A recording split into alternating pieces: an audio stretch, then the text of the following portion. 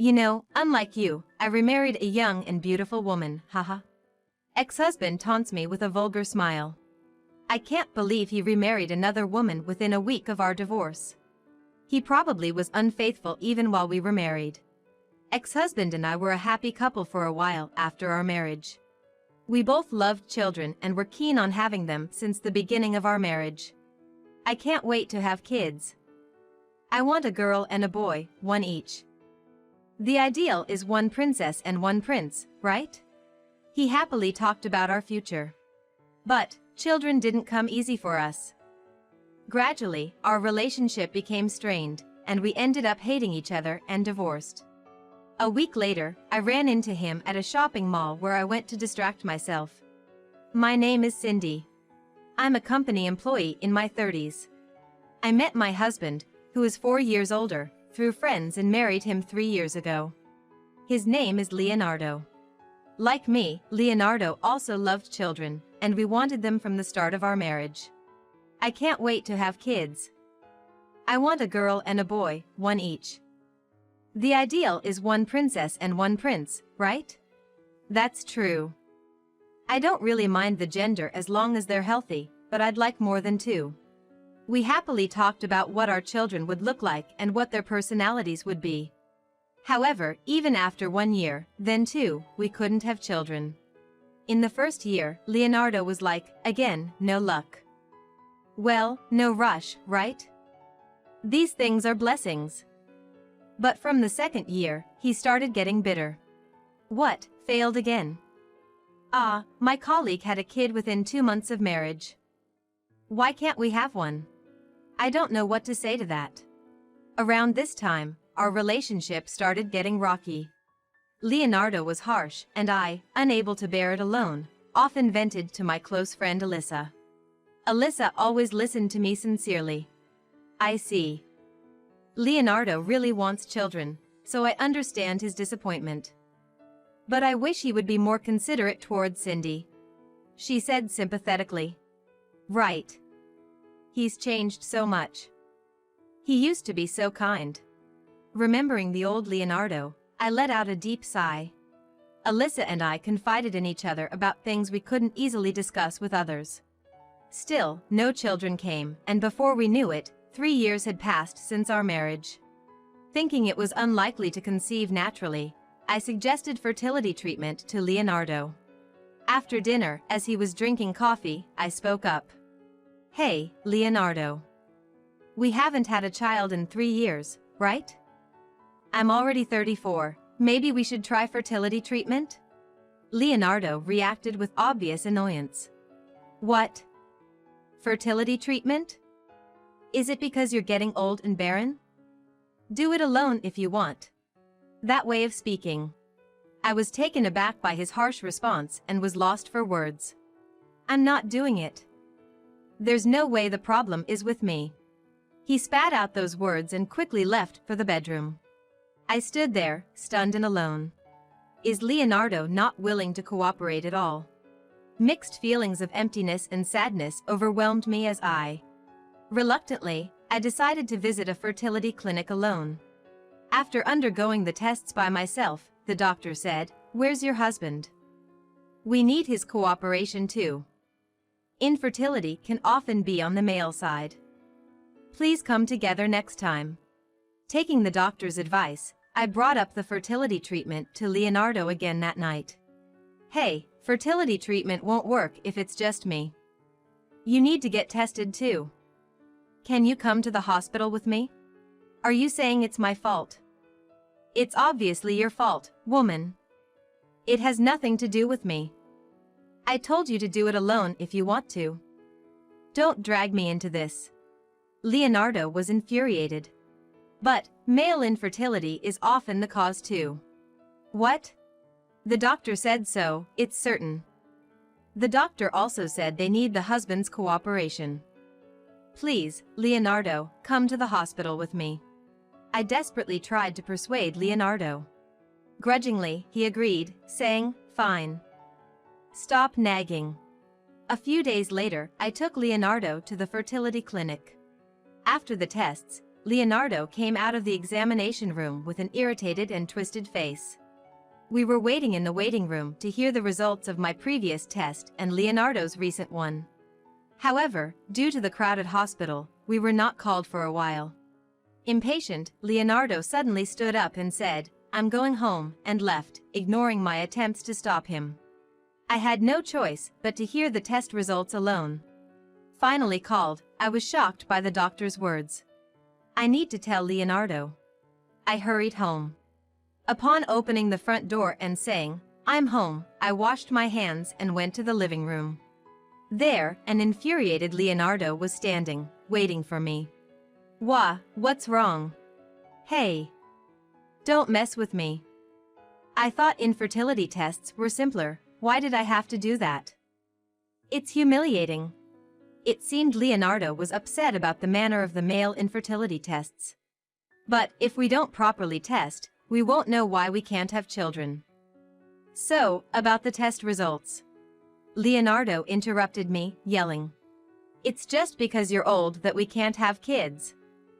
I had to undergo that for nothing. I can't take it anymore.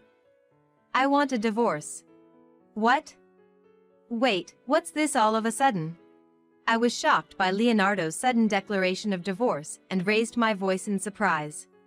"I can't live with an infertile old woman anymore." Fed up with Leonardo's insults and his constant belittling of me for being infertile, I felt my feelings for him cool to below freezing. "Fine. Let's divorce." "Yeah, haha, glad you agree so easily, haha. Get out, infertile old woman." I silently packed my things and left the house. I decided to stay at my parents' house for a while. They warmly welcomed me, which I was very grateful for. I filled out my part of the divorce papers as soon as I got to my parents' house and sent them to Leonardo. It had been 3 years since I married Leonardo. He used to be kind and a good husband at first. We had many happy memories. But the Leonardo I loved was no longer there. Remembering Leonardo's ugly face, calling me an infertile old woman and pushing for divorce, I felt deeply sad and furiously angry. I didn't have a shred of affection for him anymore. A week later, I went to a large shopping mall for a change of scenery. Then, a familiar profile caught my eye, and I involuntarily let out a small ugh. As I tried to leave unnoticed, Leonardo spotted me. "Hey, isn't that Cindy?" He noticed me and called out. I started walking away, ignoring him, but he caught up and grabbed my arm, saying, "Hey, wait. Stop it, let me go." Leonardo looked at me with a smug grin as I struggled to free my arm. "Were you following me?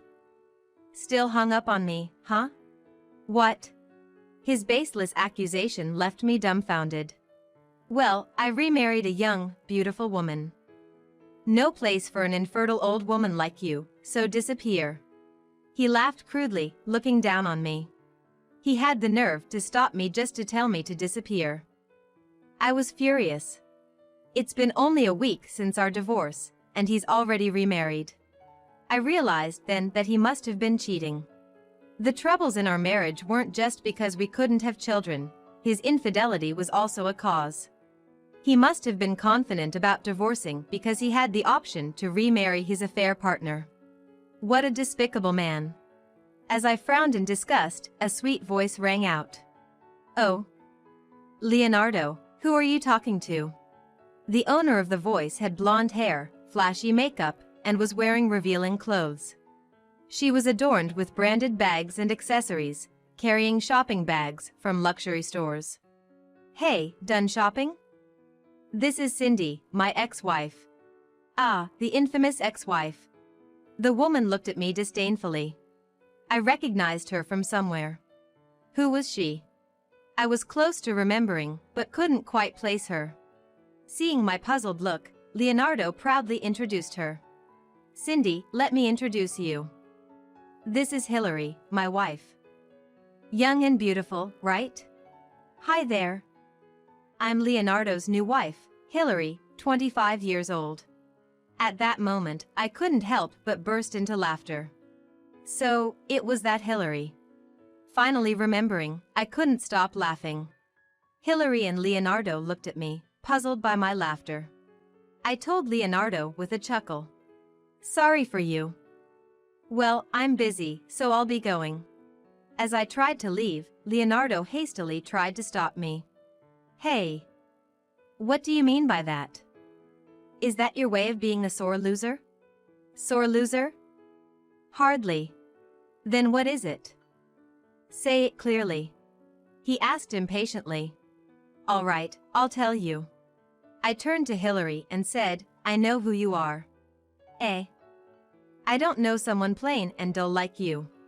Hillary replied, looking puzzled. How rude, calling me plain and dull. I coldly asked her. You know a woman named Alyssa, right? Alyssa? Oh. It seemed she remembered. Hillary's face turned pale. Alyssa? That's Cindy's best friend, right? What does Hillary have to do with Alyssa? Leonardo asked anxiously. I was ready to tell him everything. That woman, Hillary, she tricked Alyssa's boyfriend into spending a lot of money on her when she was a stripper. And as soon as his money ran out, she dumped him. What? Leonardo's eyes widened in disbelief. Yes, I had heard from Alyssa that her boyfriend was deceived and financially exploited by a stripper named Hillary. Despite the club's explanation that it was all part of the business, he believed they were in a genuine loving relationship and bought her expensive bags and brand name watches. Alyssa decided she didn't need a man who could be fooled by a stripper and broke up with him. She has since gotten over it. The woman in the photo Alyssa showed me was this Hillary. It wasn't just that Alyssa's boyfriend was naive. Hillary had used elaborate methods to keep him hooked, like getting physically intimate outside of work and even scouting houses for them to live in after marriage. Moreover, it was shocking to learn that there were multiple men she had tricked like this. It wasn't just Alyssa's boyfriend. She's apparently played several men. There was an elite from a trading company, a small construction company's president, and a department head from the prefectural office, right? And she cut ties with each of them as soon as they became tight with money. Leonardo, are you sure you're not being deceived too? Are you okay? No, it's a lie. That can't be true. You're just making up lies because you're bitter, right? Don't joke around. Leonardo angrily dismissed my warning. Exactly. I would never do such a thing. I don't even know who Alyssa is, let alone have her boyfriend spend money on me. Everything you're saying is a lie. You're just jealous because I'm beautiful, right? Hillary also lied blatantly and shouted angrily. Exactly what Hillary says. Cindy, you're just making up stories because you're jealous of Hillary, right? Infertile old woman, you're so ugly. Haha. Infertile old woman, that's hilarious. You're so pitiful. Just go away already, old lady. Taking advantage of my silence, they both hurled insults at me. Fed up, I said, whatever. You don't have to believe me. I truly don't care about Leonardo anymore. So, be happy together, and left the scene. From behind me, I heard Leonardo's anxious voice, it's really a lie, right? Hillary hasn't deceived me, right? Followed by Hillary's voice, of course, it's a lie. Believe me. Everything that old lady said is a lie. A few days later, I met Alyssa and told her about the recent incident. What? Hillary remarried Leonardo. I was shocked when I heard you and Leonardo divorced, but Leonardo is marrying her of all people. Alyssa was visibly surprised, her eyes and mouth wide open. Yes, it's true. I was really shocked too. It's a small world, isn't it? Really. But Leonardo, he's going to learn his lesson the hard way. Knowing the treatment I had received from Leonardo, Alyssa smiled as if to say he deserved it. Yes, I think Leonardo is going to see hell. Right now, he seems completely infatuated with that woman. We shared a laugh together. Then one day, after work, as I was leaving the office and about to head home, I was startled by a lifeless voice calling out from behind, Cindy. I turned around in surprise and found Leonardo standing there. "What do you want? Don't scare me like that. What are you doing here?" "I need money, lend me some." "What?" Leonardo looked much thinner than when I last saw him, almost emaciated, with hollow cheeks. His clothes were shabby, a perfect depiction of wretchedness. From his appearance and his request for money, I could guess the situation. "Looks like that Hillary woman has completely ruined you, body and soul." "Yes, exactly like you said. She just took all she could from me and then ran off as soon as my savings ran out." Just as I had warned, it seems Hillary indeed married Leonardo for his money, used him until his finances were depleted, and then promptly left, leaving behind divorce papers once she was done with him. Foolish, isn't it? I did warn him properly. I should have listened to Cindy. I spent so much on that woman. She's really terrible. Don't you think I'm pitiable? I was deceived, a victim. Huh? Really, you can say you're a victim? It's all self-inflicted. Because of her, I'm completely broke now. I can't even pay this month's rent, let alone utility bills. I'm sorry to ask, but can you lend me some money for living expenses? I'll become homeless at this rate. Hearing Leonardo's audacious request, I was utterly astounded. Actually, I want to get back together with Cindy. Please, let's reconcile. After being deceived and stripped of everything by Hillary, I finally realized how wonderful you are. Marry me again. It's a request for a lifetime. Marry me again. I coldly stared at Leonardo as he pleaded with tears in his eyes. Sorry to burst your bubble, but no thanks. Eh? Why? Why? Have you forgotten how you treated me? I don't like you one bit. In fact, I hate you so much I don't even want to see your face. There's no way I'm getting back together with you. As I firmly stated this, Leonardo's face turned beet red with anger. What's with that attitude? I'm offering to reconcile with an infertile woman like you. You should be grateful. Hearing Leonardo's words, I burst into laughter. What are you laughing at? No, I just thought, how long will you continue to misunderstand? It's hilarious. Misunderstand? He asked, looking puzzled. The infertility issue wasn't with me, it was with you, Leonardo. Eh? Leonardo was speechless. You left the hospital without listening to the results, right? I was going to tell you that night, but you were too busy ranting about divorce. You never gave me a chance to say it. Indeed, the hospital tests revealed that Leonardo had almost zero ability to father a child, making natural conception nearly impossible.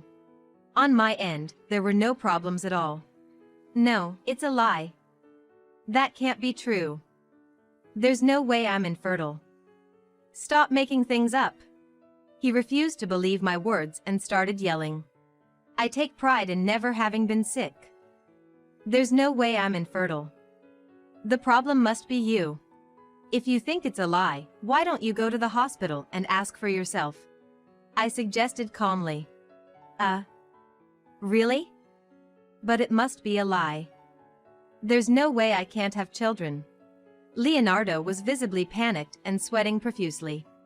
Until now, he had never considered the possibility that the issue could be with him.